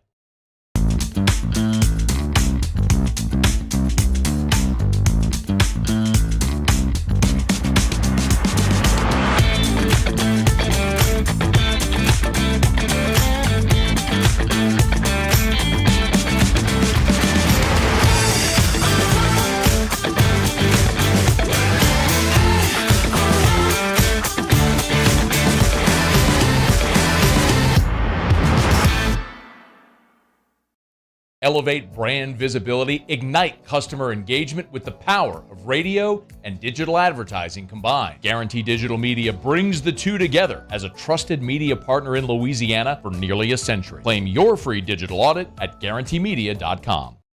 Electricity is all around us, and our families depend on it. Every day is sparked by the power of a cold drink or a warm meal, a movie night, and a comforting light at the end of a dark hallway. From sunrise to sunset, playtime to bedtime, our team is ready to take care of your electrical needs. Even in the case of an after-hours emergency, the light in your life shines brighter with Mr. Electric. Happy New Year from your friends at Front to Back Boat Service. And what better way to kick off your new year than by taking your boat to the next level? Get the boat of your dreams, and that's where Front to Back comes into play. You want that spot lock trolling motor that's going to keep you right there on the water where you need to be. How about some forward-facing sonar that actually shows you the fish before you even cast? Custom stereo jobs, all of it. Sherman family's been doing it for 38 years. Go to fronttobackboatservice.com. I've been doing business with Luba for 25 years. They're dependable, trustworthy. It's just the attention to detail with our clients. Our folks have years and years of experience. They're highly trained professionals. But many companies have that asset. What I'd like to think makes Luba a bit different is that we use those talents in a way that truly is dedicated to serving the needs of the folks who depend on us. Dylan Cruz here to tell you about Six Rings Baseball and Softball Camp. If you live on the North Shore and play ball, go to Six Rings Camps with former LSU assistant coach Dan Canaveri. His knowledge is second to none, and your child will improve and have fun doing it. Camps were held at Coquille Park and Six Rings Academy in Covington with 4 sessions over the summer. Full day and morning only sessions are available from ages 7 to 13. Go to sixringsbaseball.com or call 985-206-9096. Learn the game to love the game. Yo, Jake here from my friends over at Community Steel Company located in Gonzales, Louisiana. The local place you can turn to for all of your metal building needs. Notice I said local, not Houston, not Dallas, not Atlanta, but right here in Gonzales. Visit them at their brand new state-of-the-art website at communitysteelco.com or pick up the phone and give them a call today to answer all of your questions on your metal buildings, roofing and sheet metal, and any other steel needs you or your business need at 225-647-2020. This Sunday, as we bring you both the AFC and NFC championship games, we start with the AFC at 2 p.m. where the Chiefs and Ravens will do battle. Immediately following that, it's Lions and 49ers for the NFC title. Catch both of those games this Sunday right here on 104.5 ESPN Baton Rouge.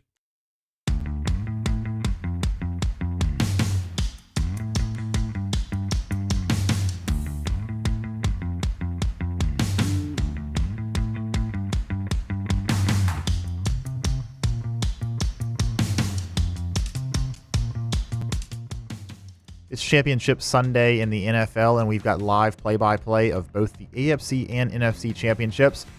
First, the Baltimore Ravens will host the Chiefs at 2 p.m., followed by the San Francisco 49ers and the Detroit Lions at 5:30. Your home for the NFL playoffs and Super Bowl 58 is 104.5 ESPN Baton Rouge. This is the Hunt Palmer Show on 104.5 ESPN Baton Rouge. So I was at Pluckers last night for sports trivia. Great crowd, had a lot of fun.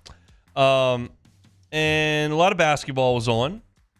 And the Pels were certainly part of that. And they just about scored every time down the floor. I mean, it was an offensive onslaught, the likes of which the franchise had literally never produced. The highest scoring game in the history of Pelicans basketball. They beat the Jazz 153 to 124, and it was really fun to watch. And it wasn't like they just got hot at a given point. The Pels had 34 points in the first quarter, 43 in the second quarter, 38 in the third quarter, and 38 in the fourth quarter. They were just really good all the way through the game. And if you've been watching the Pels at all this year, you know that the thing that has gotten markedly better for them is the three-point shooting. They had been a team built on slashers like B.I. and Zion. They had one of the better skilled bigs in Jonas Valanciunas and had struggled without C.J. McCollum really to shoot the three. Ingram's not a three-point guy. Zion's not going to shoot you some threes. You know, Valanciunas will go out there every once in a while and make one, but they're a bad shooting team. And they've transformed into a very solid shooting team and at times a dynamic shooting team. And last night, McCollum carried the heaviest burden of the crew. He was 9 of 13 from three, which is sensational. But Herb Jones, who was really just a defense-first guy to start his career, has developed a much better jump shot. He was 4 of 4 from three-point range last night and 8 of 9 from the floor. You've added Jordan Hawkins, who's been fantastic shooting the basketball. He was 2 of 4 from three. Jose Alvarado, in the playing time that he got, which was only 5 minutes, he hit 3 threes. That's just coming off the bench and just microwave manning it. The Jose Alvarado experience. That's it. Just he's in there. He's going to make something happen, and then he'll grab a seat. And that's the way he did it. And Trey Murphy did not have a great night, 2 of 10. But LSU, the Pelicans shot 50% from three, 23 of 46 in the game from three-point range, which was the biggest storyline to me. The second biggest storyline to me in the game was that Zion Williamson dished out 11 assists. And I was watching, he's fascinating to watch just on his own because he plays the game really unlike anyone else that you can see. And that alley-oop that he threw down on the fast break in the first half where he climbed up and caught it behind the backboard with his hand and just hammered it home was absurd. But he's got to do a little bit of distributing. They guard him unlike really anybody else that you see in the league. They back up, and he's still going to try to go, and then everything kind of collapses. And when that happens, he's going to have to find guys. They've now got shooters around him that can be found. And Zion did that last night to the tune of 11 assists. I thought that was fantastic. Jonan Valanciunas chipped in, and he was very good with 17 points and 12 rebounds. Statistically speaking, really across the board, the Pels were fantastic. And y'all don't come to this show for in-depth Pels breakdowns, and you don't really get in-depth Pels breakdowns. But what's very obvious just to the novice advisor observer. That was a terrible switching of words there. Weird how the brain does that. To the novice observer, like, they've been consistent, and they're consistently winning. They're not going on 5, 6, 7, 8 game losing streaks. They're not winning 2 out of 13. That's been the problem for the Pels early 2 years ago, late last year. Like, they just haven't been able to play a full 82 without hitting the skids. And you can blame plenty of that on injury. You can pin some of it on David Griffin. You can pin some on Willie Green. You can pin some on just poor play by the guys and injuries. But either way, any place you lay that blame, like, it's real because it's happened. Right now, they're doing well. They're 26-18 on the season. They're taking care of their business at home. And last night was just a scoring display. I'd prefer it if they didn't give up 124 points, but when you've scored this many, I'll give you a pass on allowing 124. They're a tough guard because you've got to have somebody that's big enough and physical enough to deal with Zion. You've got to have somebody who can deal with the length and mid-range ability of Brandon Ingram. And if you don't have those two figured out, you're going to have to help. And now they're making shots. So where's your poison? Well, it's probably going to have to be the jump shots, because you're certainly not going to allow Zion to continue to cook somebody one-on-one over and over again because he's so physical and strong. You have to try to stop that. So that either going to take your best defender or a lot of help. And the odds are your best defender that can deal with a 6'8" bowling ball probably needs to be dealing with the 6'9", 6'10", whatever Brandon Ingram's checking in at these days. You need to deal with him too. And that just leaves little old CJ hanging out on the perimeter, going 9 of 13 from 3, scoring 33 points. Or Trey Murphy, night to night. Even though he only had 14 points on 2 of 10 shooting, he was plus 23 in the game. And then you've got Alvarado making shots, and Hawkins has been a pleasant surprise. It's starting to come together. And while I don't think it's a championship level team, it's a team that ought to be able to make a push and get out of the play-in and maybe host a playoff series and get some of that experience that you so desperately need for this young core. There's probably another move or two that if the Pelicans are going to get to a championship level, probably another move or two that needs to happen to add another piece. Whether it's rim protection, I don't know that you need a true point guard, quote unquote. If he's a star, then sure. But CJ's been pretty good. But it feels like they're good, not elite. And good's the first step for this team. It's not like the Lakers where you can snap your finger and pull in 6 free agents and get the best of the best to come sign with you. It's not. We know it's not like that. But if you can show that foundation is built, get these guys some experience, maybe it's attractive enough for somebody to want to come here. That's basically how the NBA works now. It's like, does somebody want to come play for you? If you draft them, they don't want to be here. They just demand a trade. If you want to trade for somebody, they have to okay it and say that they want to come. Like, it's a lot of hoops to jump through. No pun intended there with the NBA. But last night was fun to watch. Most points in the history of the Pelicans, 153 in a win over Utah. Pels now 26-18. And they've got a little time off again. I talked to Sharif about this yesterday, but the Pels, it's a weird week where they played on Friday. They play again this coming Friday, but that's the only game that they had in that stretch is that Tuesday game. So a nice chance to get those legs back under you before the next little stretch of games, which will include a 4-game road trip after Friday, where they've got at Milwaukee, at Boston, and then the Rockets in San Antonio, which is a little bit more manageable, but certainly going to Milwaukee and Boston, even though Milwaukee's got a new coach now, and Doc Rivers, is going to be a tall task for these Pels. So good win last night over the Jazz to move to 26-18, 8 games over 500. Appreciate you hanging out with us here on a Wednesday edition of the Hunt Palmer Show. Sometimes got to think about it when we come back. Have not done this yet all year, and I'm probably not going to do it weekly, but we're wondering where I think LSU is in the Southeastern Conference. We'll do some power rankings coming up next. You are now listening to the Hunt Palmer Show.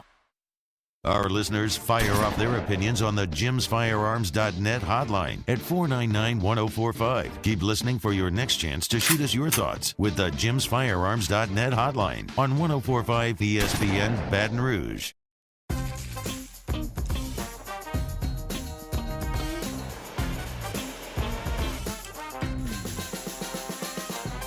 The best kept secret in town is out. Discover Tallulah at the Renaissance Hotel on Bluebonnet.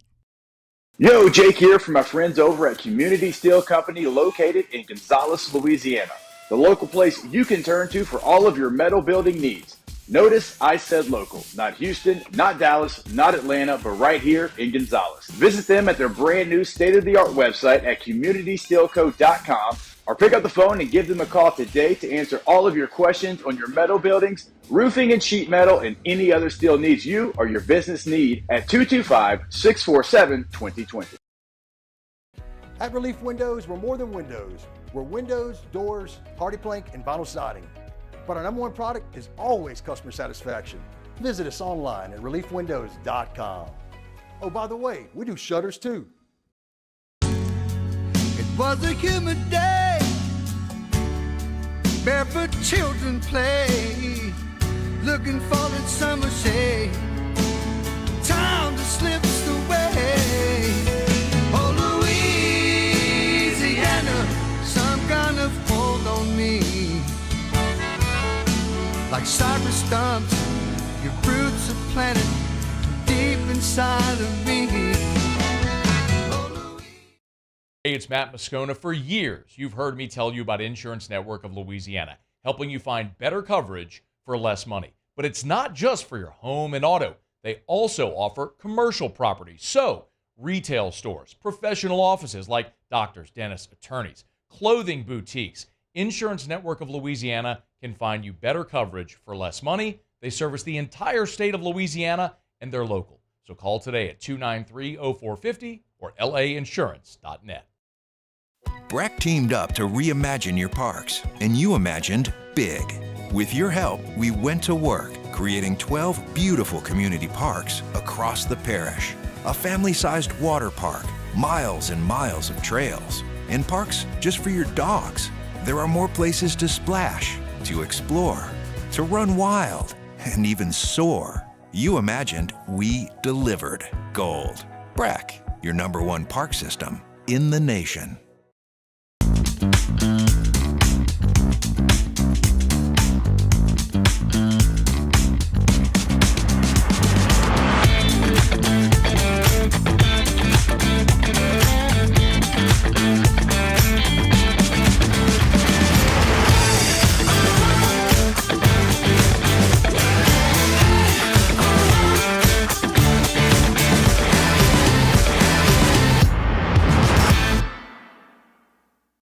Electricity is all around us, and our families depend on it. Every day is sparked by the power of a cold drink or a warm meal, a movie night, and a comforting light at the end of a dark hallway. From sunrise to sunset, playtime to bedtime, our team is ready to take care of your electrical needs. Even in the case of an after-hours emergency, the light in your life shines brighter with Mr. Electric. Happy New Year from your friends at Front to Back Boat Service. And what better way to kick off your new year than by taking your boat to the next level? Get the boat of your dreams, and that's where Front to Back comes into play. You want that spot lock trolling motor that's going to keep you right there on the water where you need to be? How about some forward-facing sonar that actually shows you the fish before you even cast? Custom stereo jobs, all of it. Moscona inviting you to join us for Wednesday's Hump Day AFR, presented by Pluckers. The latest on the Saints OC search, LSU looking for a tight end coach, and lots to talk about on the hardwood with the Pels and Tigers. Join us 3 to 6, 104.5 ESPN Baton Rouge.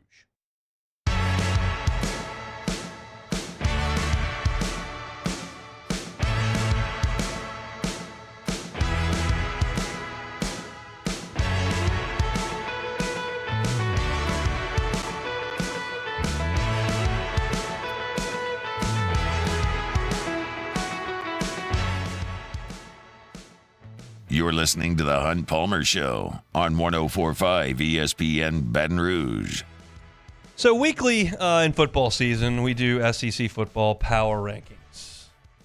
1 through 14 are always perfect. No one disagrees ever. It's a very, very agreeable situation. And I used to do it for basketball every single week, but I don't know that there's quite the demand for that at this moment. We'll get into some baseball here in a few weeks, and we'll probably bring that back. But I wanted to get into it now. I think it's a good time for SEC basketball power rankings because I think there's some LSU fans who absolutely tuned out basketball in November and December. Now football's over. Saints are done. Baseball still hasn't officially started practice, even though they're very much practicing. And the basketball team, all right, they won a couple of games. Like, what's the deal? I haven't really paid attention. And that probably fits for a number of you who will be watching here in 3 hours when LSU plays Georgia. What do I think of the LSU Tigers basketball team, and what do I think of everybody in the SEC? This is admittedly a massively crowded group in the middle, as I've suggested. I think the top 4 I feel pretty good about. I think the bottom 2 I feel pretty good about. Then there's a group of 1, 2, 3, 4, 5, 6, 7, 8 that I could toss it up in the air and see where they fall. Like, I don't feel a ton of conviction on it. However, we're going to get into it, and I'll tell you what I think. Here come some SEC basketball power rankings. Hunt's SEC Power Rankings. When you want the definitive, unquestioned pecking order of the SEC, who do you call? Hunt Palmer. Take it away, Hunt. We'll see what we can do. We'll start at the top. I've got the Tennessee Vols at the top. Their record is not as good as Auburn's, but I think their team is every bit as good. This is a team that beat Bama by 20 points. They beat Florida by 19. They beat Ole Miss by 26. And even though they're 14-4, and you go, well, that's not nearly as good as Auburn 16-2. They lost to Purdue and Kansas on back-to-back days. They were number 1 and number 2 in the country. And they also lost to North Carolina, who's had a pretty good go. They're not, I don't know if I'd call North Carolina elite at this point. They still got Baycott. They're still pretty good. I think Tennessee is the best team in the league, although I think Auburn is a very, very close second. We'll see what happens tonight between Auburn and Alabama. Now, Auburn's 5-0 in league play. They lost their opener of the season to Baylor. They're 16-1 since, and they have won every SEC game by double figures. You could convince me Auburn's number 1. I would probably listen. But for the purposes of these rankings, I think Tennessee is the best team. I'll take Auburn at number 2. Last night, it certainly didn't look like it, but I will take Kentucky at number 3. They're 14-4, 4-2 in league play. They have not played Tennessee, who they'll play twice. They have not played at Auburn yet. They have not played Alabama yet, who comes to Rupp. Look, these are their SEC points scored. 90 on Missouri, 92 on A&M, 90 on Mississippi State, and 105 on Georgia before last night when they scored 62 on South Carolina. Sometimes they're not going in, and they didn't go in last night. Kentucky's issue is if they're not going in, they have no defense to lean back on, and that's a big problem for John Calipari's team, but they've got some size, they've got real skill, they can really shoot. I think they're going to be okay. I've got them as the 3rd best team in the SEC. Got Bama at 4. They're 12-6, 4-1 in league play. Lost to Purdue, lost to Creighton, lost to Arizona. They're all top 17 teams as of today. So their NATO's team is good. They went up to Knoxville and got crushed, but that happens. We'll see what they can do against Auburn in Tuscaloosa tonight. I think that one's going to be a classic, and I think Alabama is really good, especially on offense. Number 1 offensive efficiency in the country. Based probably on a lot of what we saw last night, I'll throw South Carolina in there at 5. This is where it gets to be an absolute mess to me. South Carolina is trying to win games by playing slow, playing defense. That's not necessarily in vogue in college basketball. People want to go fast. They want to be high flying. They want to score points. South Carolina's winning games. They're 16-3, 4-2 in SEC play, and they just beat the R out of Kentucky last night. Number 6, Mississippi State. Speaking of slow and playing defense, that's kind of what Mississippi State wants to do. I don't fault them for their 3 SEC losses at this point. At South Carolina, not a terrible loss. They lost to Alabama in Starkville. That's not terrible. And they lost at Kentucky, which isn't terrible. Also, Mississippi State beat Tennessee, who I've got the number 1 team in the league. So I like Mississippi State there at number 6. Florida, I've got at 7. They don't have any bad losses. Baylor, Wake Forest, Virginia, Kentucky, Tennessee. At Ole Miss is not a great loss, but I think Florida is pretty good. Kugel's been good for them. I'll take Florida at number 7. We'll see tonight what the Georgia Bulldogs are. LSU will be in Athens. I've got Georgia at 8 here. They're 13-5, 3-2 in league play. I broke down the Dogs earlier. They get to the free throw line exceptionally well. And they've got really good guard play, and Abdur-Rahim is an excellent player that we'll see a ton of tonight. If they could be the 12th best team in the league. I don't know. I've got them at 8 right now. I can't quite quit Texas A&M at this point because they've got returners from a really good team from last year, and they have maybe the most explosive player in Wade Taylor in the league. We saw that with 19 in the second half back on Saturday. They shoot it so bad that it's hard to get on board, and they did that again last night, but they got 15 more offensive rebounds, so they won the game. It was ugly against Missouri, but they won. I've got them at number 9. I'll reluctantly put LSU at number 10 at this point. Tigers are 11-7, 3-2 in league play. I don't know who their go-to scorer is. I don't know if they're great on defense, but they've won some games. The Wake win is nice. Beat Ole Miss, went to College Station and won. They've been competitive in every game except at Auburn, and there are going to be a lot of teams that aren't competitive at Auburn, so I'll give LSU the nod at number 10. I've got Arkansas at 11.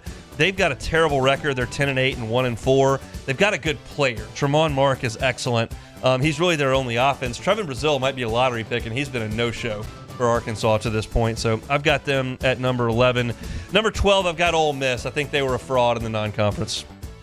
They were 15-0 at one point. They've now 15-3. They've lost 3 of 5.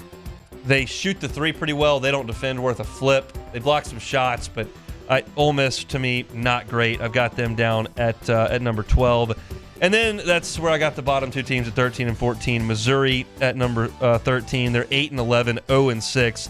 They have lost 9 of their last 10, and the only win was Central Arkansas, who is 3-12 on the season. And Vanderbilt's just a 5-alarm grease fire.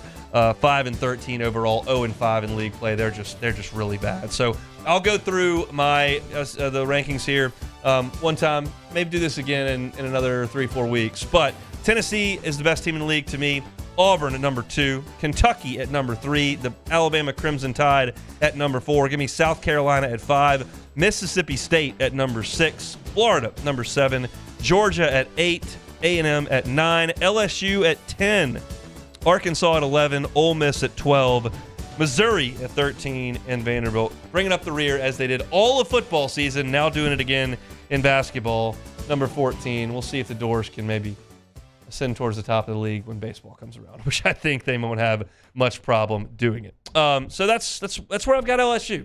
I've got them at number 10, ahead of Arkansas, which I would not have thought as of 2 months ago.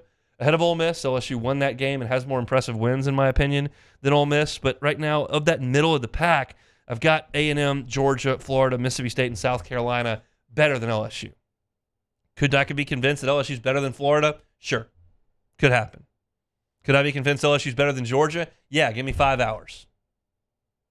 And again, we're not going to weigh everything on one game. I don't want to be overly discouraged that I've got LSU down at number 10.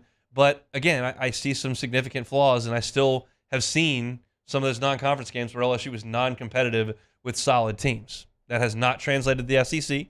LSU's carried its water. It's been fine.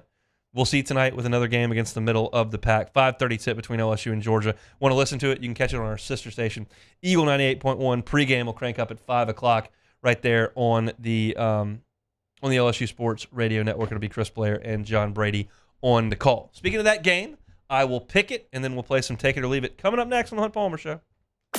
The Hunt Palmer Show. One Bath and Closets. OneBathandClosets.com. Think safety. Maybe you got an aging loved one in your life who wants to stay in that house but may need some help getting around. Well, One Bath & Closets does this kind of stuff all the time. Non-slip floors, they got you. You want handrails, guardrails around shower, toilet areas? They got you. They can put a bench in your shower so that it's safer for an aging loved one to take a shower. They can do all these types of things. Walk-in tub that will make your loved one's life easier as they age. One Bath & Closets would love to help you out with that. Go to onebathandclosets.com. Check out the free consultation. Check out the pictures of their great work. Check out the satisfied customers and their testimonials. And let David Duvall and his team, who've been doing this for 30 years, come in and help you with a new bathroom or a new closet. If you're worried about paying for it, financing options are available with One Bath & Closets. Let them help you with all of that. The website, once again, onebathandclosets.com, onebathandclosets.com. In times of need, get a full list of phone numbers, websites, and other important emergency information on the Demco Stormwatch page at 1045ESPN.com. Follow us on Twitter at 1045ESPN to cast your vote in the Citizens Bank and Trust Poll of the Day. Vote daily inside Off the Bench, live at lunch, Hunt Palmer. And after further review, Citizens Bank and Trust brings you the Poll of the Day via Twitter at 1045ESPN. Happy New Year from your friends at Front to Back Boat Service. And what better way to kick off your new year than by taking your boat to the next level? Get the boat of your dreams, and that's where Front to Back comes into play. You want that spot lock trolling motor that's going to keep you right there on the water where you need to be. How about some forward-facing sonar that actually shows you the fish before you even cast? Custom stereo jobs, all of it. Sherman family's been doing it for 38 years. Go to fronttobackboatservice.com. Gulf Coast Bank and Trust is giving our customers the power to bank anywhere, anytime during this challenging event. And we're right there with you. Our mobile banking app is a smart way to manage your money and time. Gulf Coast Bank and Trust, the bank that cares about you. There it is, the extra mile, on the border of expected and extraordinary, for those willing to go further, like vans customized for work or play, with safety and tech to keep you connected. Supported by a 5-star sales, service, and finance team. And backed by the 1-star you know. So go the extra mile. It's never crowded, because so few have what it takes to go there. Mercedes-Benz Vans.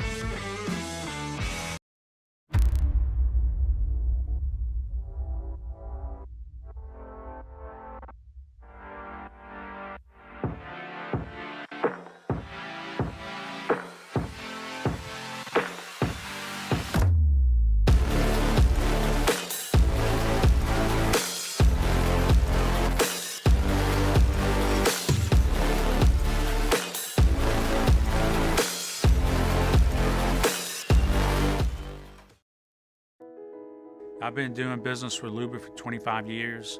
They're dependable, trustworthy. It's just the attention to detail with our clients. Our folks have years and years of experience. They're highly trained professionals, but many companies have that asset. What I'd like to think makes Luba a bit different is that we use those talents in a way that truly is dedicated to serving the needs of the folks who depend on us.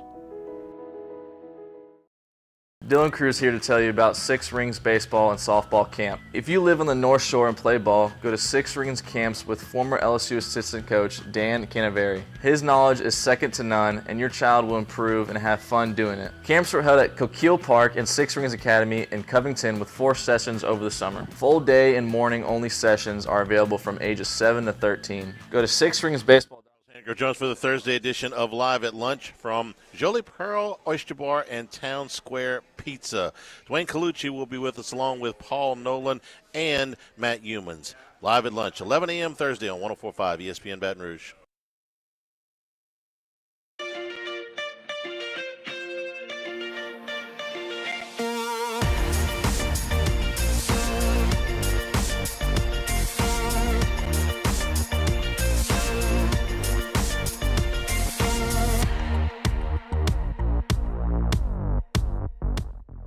.104.5 ESPN Baton Rouge brings you live coverage of the 2024 Reese's Senior Bowl. Our team of T-Bob Hebert and Jacob Hester will be hosting Off the Bench live from Mobile, Alabama, starting next Monday through Thursday, February 2nd. Listen on 104.5 ESPN Baton Rouge and watch us on the 104.5 ESPN YouTube channel. This is the Hunt Palmer Show on 104.5 ESPN Baton Rouge. Really fired up for tomorrow's show. Luke Johnson talking Saints. Maybe an offensive coordinator situation breaks free. We can chat about that. Either way, we'll talk black and gold with Luke. Patrick Wright, voice of the Lady Tigers, going to be with us as well, as there is a big one in the PMAC tomorrow night. LSU and number 1 South Carolina. College game day will be here in Baton Rouge. It'll be a 7 o'clock tip-off, and it'll be full in there. It'll be a lot of fun for LSU and South Carolina, so we'll talk about it coming up tomorrow. On today's show, we talked a little bit about LSU and Georgia and men's basketball over in Athens. I wanted to give my pick before we get to some take it or leave it here. I gave you a scouting report on Georgia. If you want the whole thing, you can go back and catch it on demand wherever you find your audio. Georgia's got a specific identity offensively. They don't shoot it great. They don't shoot threes great. They get to the free throw line exceptionally well. They're 12th in the country in free throw attempts per game. They are 11th in the country in makes per game from the free throw line. They outscored Kentucky by 14 at the line, outscored South Carolina by 8 at the line, and won that game in South Carolina, shooting 37% from the floor and 23% from three-point range. That's impressive. And Jabri Abdur-Rahim is their guy. He's a 6'8 wing who shoots it well from three, doesn't pass. He has 8 assists on the season and gets to the line very, very well. She's got to find a way to guard him. Jalen Cook has to play better tonight than he has for the last 2 weeks, or LSU will get beat. If he can come out and score 24 points with 2 turnovers and 5 or 6 assists, that's a really good game, but that's probably what it's going to take. That's what LSU will need. You'll need to take care of the basketball. You'll need to force Georgia into some turnovers. They've been pretty good at not turning it over, 59th in the country in terms of fewest turnovers. So you're going to have to force them into something they don't do a lot. But it's not a great Georgia defense, and it won't be some sort of oppressive atmosphere like you would face in Auburn a couple weeks ago. I'm not ready at this juncture to pick LSU on the road with a lot of frequency. I think they've got a chance tonight. They're about a bucket, 3.5 point dog, depending on where you see it. And I think Georgia wins tonight. But I think LSU's got a real chance to win. And again, this is something that I've now said for 3 games in a row, and you'll continue to hear me say it more often than not. It will not apply Saturday in Tuscaloosa. That's a free swing for LSU. I don't think they're going to go there and win. If they do, great. But I'm not really expecting it. Even the good LSU teams never win. Yeah, it's awful in Coleman. But this one is not that way. This could be a really nice win for LSU to get it. Because as I've alluded to a bunch of times, the middle of the league is so jammed up, and Georgia's right there in it with you. They got a second-year head coach. They don't have a bunch of pros. They're not a team that I expect to be a second weekend NCAA tournament team. They're in your boat, but they're at home. So I'm going to pick Georgia to win this one by 4 or 5. Hopefully you got a tight game late, and LSU can make some plays to win it. But Jalen Cook must be better than he has been for LSU to have a chance to win this one. So that's my thought. The game will tip off at 5:30. Looking forward to watching that one a little bit later this afternoon. All right, back. Take it or leave it. All right, first one, Joe Mauer, Adrian Beltre, and Todd Helton are Hall of Famers. They were elected yesterday. Take it or leave it. I'll take it. I think all are very deserving. I didn't realize that Joe Mauer had won a couple of gold gloves. He won batting titles 3 times, and I realized that batting average has been reduced in its significance by a lot of people. I don't think it's something I would tune out. On-base percentage is probably a more accurate representation of the kind of hitter you are and how tough and out you are. But Mauer leading the entire league in hitting while playing catcher is incredible. He had 3 batting titles. Every catcher in the history of baseball previous to that only had 2. So I'm in for him. Adrian Beltre, elite defender, big-time power, incredible longevity. Yes, absolutely a Hall of Fame player. And I know that Todd Helton gets a little bit of grief because he played in Coors Field in an era where the ball was jumping, and that gets taken away from him a little bit. But he was one of the best hitters in the National League for a very, very long time. I sometimes, especially now that I have watched all the careers of people that are going into the Hall of Fame, I kind of prefer to think of it as less of diving into the baseball or basketball reference page or a lot of stats and just go, okay, I watched this guy. Was he a Hall of Famer? And I think of Todd Helton as, yes, being a Hall of Famer, so I'll take it. All right, and then the next one is Gary Sheffield is not a Hall of Famer. Take it or leave it. I would leave it. I mean, it's a fact, so I would have to take it, but I would leave it because he was connected to Balco. He was in the Mitchell report, and those guys just aren't getting a look. Manny Ramirez is not close. We've seen Sosa and Bonds' time and McGuire's time come and go. I would have Manny Ramirez in the Hall of Fame. I would have Mark McGwire in the Hall of Fame. I would have Barry Bonds in the Hall of Fame. I would have Sammy Sosa in the Hall of Fame. That's just the way I would do it. It was a different era. It was a different time, and it just is what it was. Gary Sheffield has never been caught cheating or had a blood failure or anything like that. He was a great hitter for a really long time. One of the most feared hitters in baseball, I think, largely because of his production and some because of his stance. But I would have him in the Hall of Fame. I'm bummed that he's not going to get in. It seems like the guy that's most likely to get in next year that didn't this year is Billy Wagner, who's just 4 votes short. So that's where I see that. Doc Rivers is going to take over as the head coach for the Milwaukee Bucks, who, by the way, of course, as everyone is noting, are in second place in the East right now. And they're 30-13, and they are playing really well, but apparently not good enough to keep the coach mid-season. They're now guaranteed to lose in the playoffs. Take it or leave it. I'll take it. I don't. There's more to this story. Clearly, yes. First-year head coach is in second place in the conference, 30-13, and he's fired in the middle of the week. I don't really get it.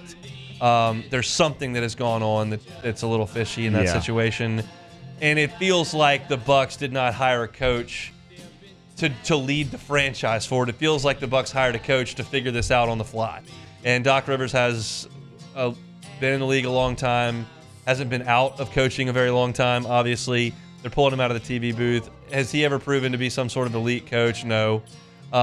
He's had a lot of really good teams and has been entrusted to lead a lot of franchises, but I don't think he changes anything. The Bucks are going to go as Giannis goes, and so that's kind of where things sit. I think it's a safe move in what has to be a weird situation and something very fishy in Milwaukee at this point. All right, last one here. Alabama is a 3.5-point favorite over Auburn in Tuscaloosa tonight. The basketball Iron Bowl. Take it or leave it. Jimmy said on his show today he's going to take Bama in his auto locks.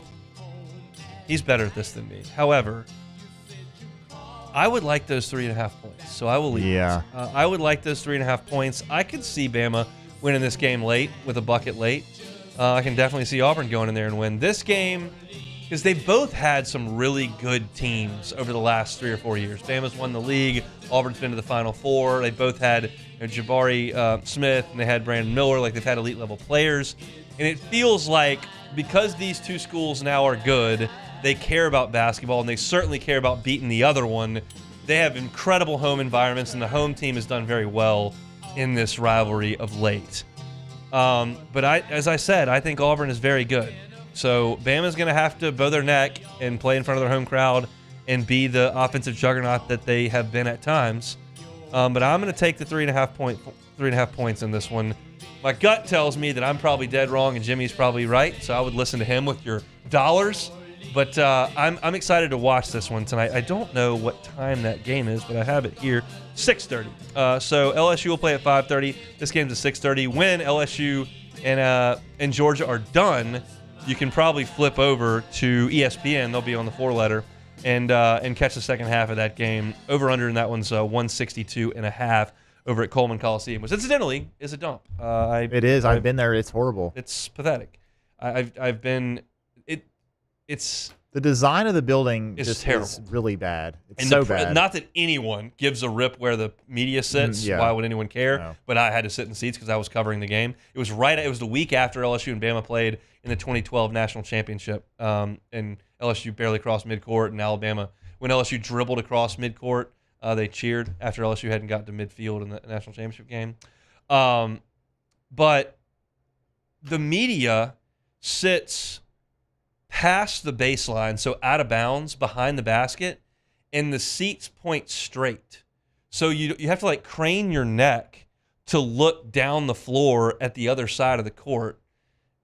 Again, no one cares because none of you are ever going to sit in the media seats in Coleman Coliseum, but it was just an odd configuration. I covered a game at the Tad Pad in Oxford, which was an absolute dump, and they had us in the upper deck, but at least I could look and see the floor. You look like you're watching a Mardi Gras parade or something, or like you're at a wedding trying to see the bride. craning trying to watch basketball in Coleman. It'll be full tonight, and I'll take the 3.5 points with Auburn.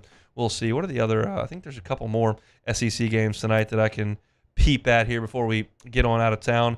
Yep, Mississippi State's at Florida. That's a 3.5-point Florida line. Again, two teams that I think are muddied right there in the middle. Arkansas and Ole Miss. I'll be fascinated in that one. It's in Oxford. If Arkansas loses that one again, you start to feel like they're really just not any good. Yeah. Because Ole Miss is losing to every reasonable team that they play. And if Arkansas loses that one, like, I'll start to feel better about LSU's chances when Arkansas comes around. So we'll see. LSU and Georgia tonight at 5:30 on the SEC Network from Stegman. That's it for us here on a Wednesday edition of the Hunt Palmer Show. If you missed any of it, catch it on demand. 1045ESPN.com's on demand tab. Apple Podcasts, Spotify, Google, wherever you find your sound, you can find us. Just search Hunt Palmer Show. I went through LSU's coaching staff. It's now complete with the hiring of Slade Nagel. You can catch that at Hunt on LSU on YouTube.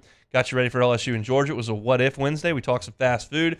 14-year anniversary of the Saints and Vikings in the Superdome when the Saints went to the Super Bowl. We looked back at that. Way too early college football Americans. Will Campbell and Harold Perkins in that number. That's it for us. Matt's about to drive you home. See you tomorrow, same time, same place on the Hunt Palmer Show.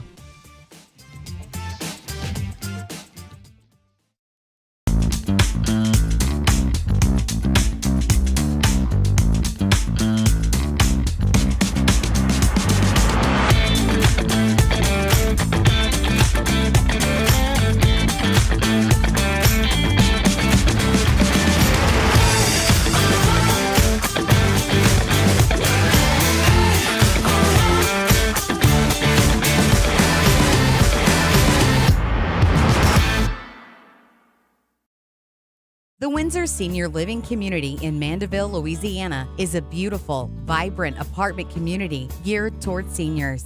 They are nestled right in the heart of Mandeville, where seniors live a more carefree lifestyle in spacious apartments with the peace of mind that comes from having a little extra help. Call the Windsor at 985-624-8040 to schedule a lunch and tour. Come see how the Windsor can be your passport to peace of mind. Breck teamed up to reimagine your parks, and you imagined big. With your help, we went to work, creating 12 beautiful community parks across the parish. A family-sized water park, miles and miles of trails, and parks just for your dogs. There are more places to splash, to explore, to run wild, and even soar. You imagined, we delivered. Gold. Breck, your #1 park system in the nation. Electricity is all around us, and our families depend on it. Every day is sparked by the power of a cold drink or a warm meal.